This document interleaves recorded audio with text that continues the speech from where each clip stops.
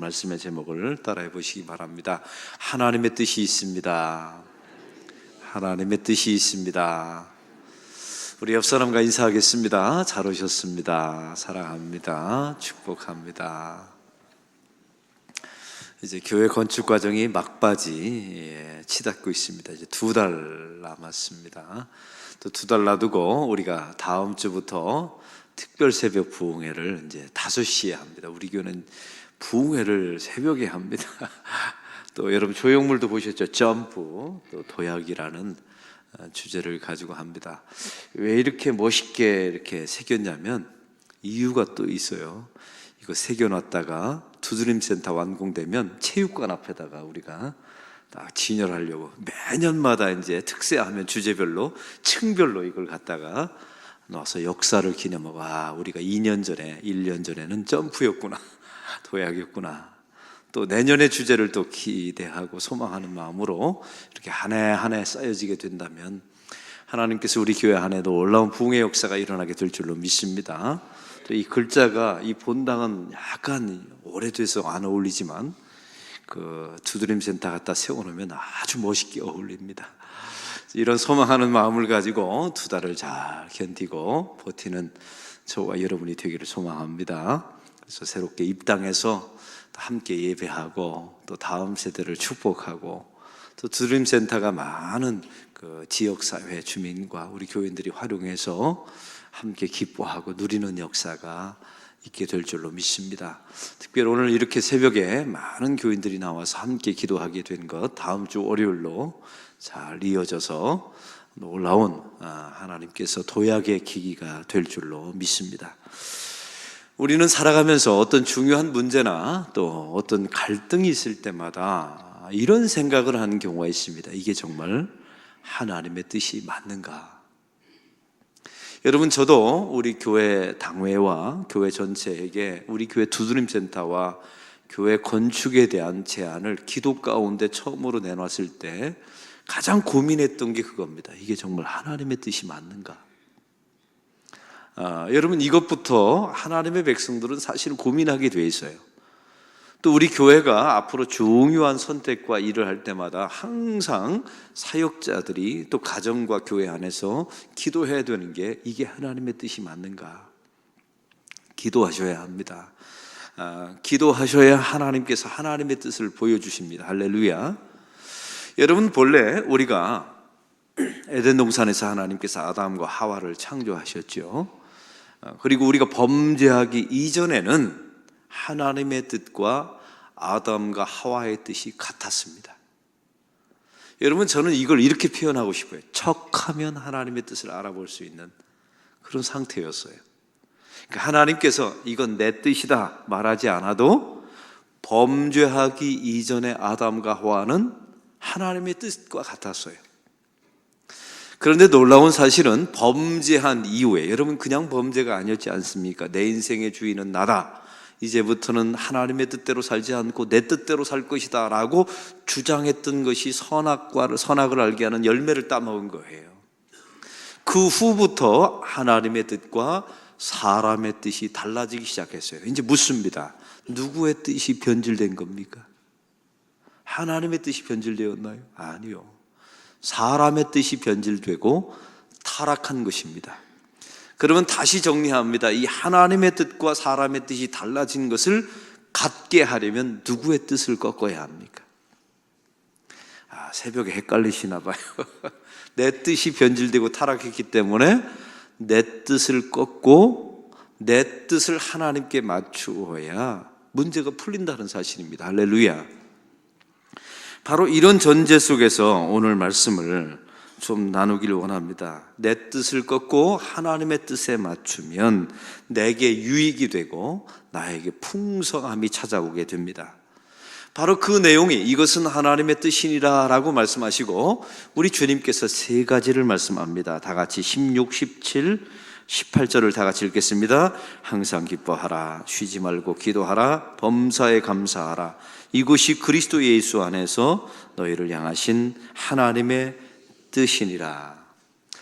여러분, 여기서 기뻐하라, 감사하라, 기도하라 라는 것은 부담이 별로 없어요. 그런데 앞에 달려있는 단어가 부담됩니다. 항상, 쉬지 말고, 범사에. 여러분, 이 말씀이 나오면 이제 예수 믿는 사람들이 의구심을 좀 가져요. 이게 가능하냔 말인가? 가능하단 말인가? 여러분, 성경이 우리에게 무엇인가를 요구하거나 말할 때는 가능한 것만 요구합니다. 이게 가능하기 때문에 우리에게 요구한 것이죠. 여러분, 이것이 가능하게 되는 몇 가지 이유가 있어요. 우리가 기도가, 기쁨이, 또한 감사가 나로부터 시작되는 기쁨, 감사, 기도는 중단됩니다. 제가 말씀드렸죠. 우리 자신은 타락한 존재이기 때문에 내 안에 선한 것이 없어요. 이때 또 저때 우리가 항상 요동을 치죠. 감정 따라 또 나의 의지에 따라 요동치게 되죠. 그래서 항상 나로부터 시작된 기도는 중단됩니다. 나로부터 시작되는 감사, 기쁨은 중단돼요. 또한 환경으로부터 시작되다. 예를 들면 이번 주에 내가 원하지 않은 어떤 물질이 들어와서 기뻐했다. 그건 중단됩니다. 왜냐하면 항상 그렇지 않거든요. 이번 주간에 내 몸의 컨디션이 좋아서 감사했어요? 제가 예언해 볼까요? 반드시 중단됩니다. 왜냐하면 항상 내 몸의 컨디션이 좋은 게 아니거든요. 그래서 나로부터 시작된, 세상으로부터 시작된, 환경으로부터 시작된 기쁨, 감사, 기도는 반드시 중단될 수밖에 없다는 사실이에요. 그러면 항상 기뻐하고 쉬지 말고 범사에, 이것이 가능하려면 이 세 가지가 하나님께로부터 시작되는 기도, 하나님으로부터 기원한 감사, 하나님과 함께하는 기쁨, 이것만이 지속된다는 사실입니다. 이제 묻습니다. 여러분이 기뻐하시고 기도하고 감사하는 제목들이 있으면 그게 하나님께로부터 시작된 게 맞습니까? 그것은 중단되지 않을 수 있어요. 그래서 항상 우리가 하나님 앞에 기쁨과 감사와 기도할 때는 이것이 하나님께로부터 시작된 것인가? 여러분 항상 점검해 보셔야 돼요. 그래야 이것이 가능하게 된다는 사실입니다. 밖에서부터 시작된 기쁨과 감사와 기도는 중단됩니다. 그래서 항상 하나님께로부터 시작된 기쁨과 감사와 기도가 지속될 수밖에 없다는 거죠. 근데 놀라운 사실은 이 하나님께로부터 시작된 모든 기쁨, 기도, 감사는 항상 내 안에서부터 시작되게 만드셔요. 그러니까 어떤 환경을 바꿔주셔서 우리 감사하고 기뻐하게 만드시지 않으세요. 항상 내 안에. 여러분, 이 말은 무엇이냐면 본질적인 것 때문에 감사하게 된다는 거예요. 그래서 오늘 성경은 18절은 이렇게 말합니다. 다 같이 읽겠습니다. 범사에 감사하라. 이것이 무엇 안에서? 그리스도 예수 안에서. 여러분, 예수님 안에서 시작된 기도가 오래 갑니다. 예수님 때문에 내가 얻은 기쁨만 오래 가요. 예수님 때문에 시작된 감사만 오래 갑니다. 끝까지 가죠. 왜냐하면 그건 우리 신앙의 뿌리니까요. 그래서 성경에 이 사도 바울의 서신에서 가장 많이 나와 있는 단어 가운데 하나가 엔크라이스트입니다. 엔크라이스트. 한번 따라해 봅시다. 그리스도 안에서. 그리스도 안에서. 이게 얼마나 반복적으로 나오는지 몰라요. 왜냐하면 이게 그리스도인의 뿌리이기 때문에 그래요. 여러분, 왜 교회 안에서 봉사합니까? 그리스도 안에 있기 때문에. 여러분, 왜 새벽 기도를 나옵니까? 그리스도 안에 있기 때문에. 할렐루야. 이런 것만 지속할 수 있는 거예요. 이런 것만 중단되지 않습니다. 끝까지 갑니다. 그래서 우리가 항상 그리스도 안에 있어야 되겠다. 당연하죠. 그리스도 안에 있으면 하나님의 뜻과 내 뜻이 같아지지 않겠습니까? 바로 이것입니다. 그 다음에 성경은 말합니다. 그리스도 안에 있는 자가 기쁨과 감사와 기도가 오래 가지만 또 한 가지는요, 우리 19절의 말씀을 다 같이 읽겠습니다. 성령을 소멸하지 말며. 어떤 분이 그러더라고요. 목사님, 항상 기도하는 게 가능하단 말입니까? 왜냐면 잠자는 시간도 있고 낙심할 때도 있고. 중요한 사실은 우리 교인들 가운데 이런 교인이 있어요. 기도하고 싶은데 기도가 안 나온다 합니다. 너무 지쳐서. 그러면 우리가 머릿속에 그러면 기도가 중단된 것이 아닙니까? 라고 묻는 분들이 있어요. 아니요. 성경은 우리에게 이렇게 말합니다. 내 안에 성령님을 모시고 그분과 동행하고 그분께 나의 통치권을 맡기면, 주권을 맡기면 그분이 나와 함께 기도해 주십니다. 할렐루야. 그리고 더 중요한 게 있어요.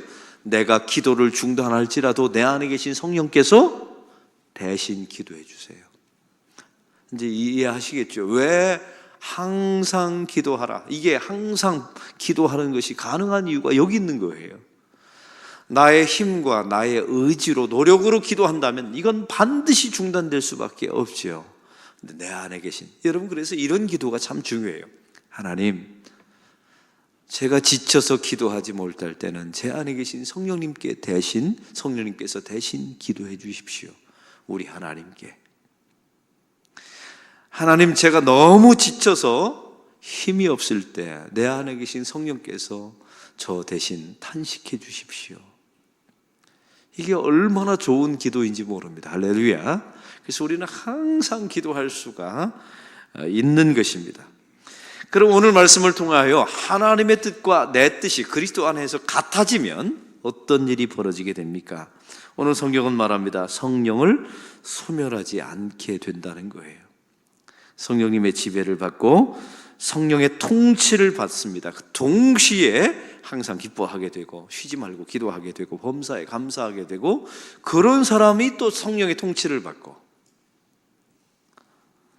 사랑하는 성도 여러분, 성령의 통치를 받으십시오가 아니라 성령의 통치를 받는 가운데 이런 일이 동시에 함께 이루어진다는 것이죠.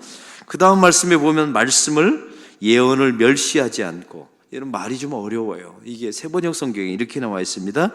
말씀을 경홀히 여기지 않게 해준다는 거예요. 내 뜻과 하나님의 뜻이 같아지면 말씀을 소중히 여깁니다. 그리고 그 다음 말씀 다 같이 우리 21절을 다 같이 읽겠습니다. 범사해하려 좋은 것을 취하고. 여러분, 우리가 이 내 뜻과 하나님의 뜻이 있으면 항상 이제는 하나님의 뜻이 내 안에 있기 때문에 판단력이 생겨서 좋은 것을 선택해요. 사실 우리의 인생이 항상 선택이 있지 않습니까? 오늘도 수많은 것을 선택하게 될 거예요. 누구를 만날까?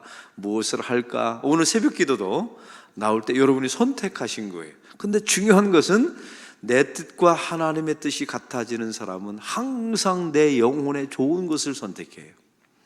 그리고 말하죠. 22절은 악은 어떤 모양이라도 버리라. 여러분, 이 말씀의 원문의 의미는 이렇습니다. 악을 점점 멀리하게 될 수밖에 없다.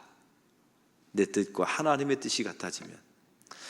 사랑하는 성도 여러분, 말씀을 맺습니다. 우리 교회가 건축 과정 중에 담임 목사가 가장 많이 기도했던 것이 이게 하나님의 뜻이 맞는가, 이걸 항상 기도하고 제안했습니다. 그때 제가 한 가지 마음이 있었어요. 우리 당회원 중에 단 한 명이라도 반대한다면 이것을 하나님의 뜻으로 여기지 않겠습니다 라고 기도했었어요. 왜냐하면 부담됐거든요.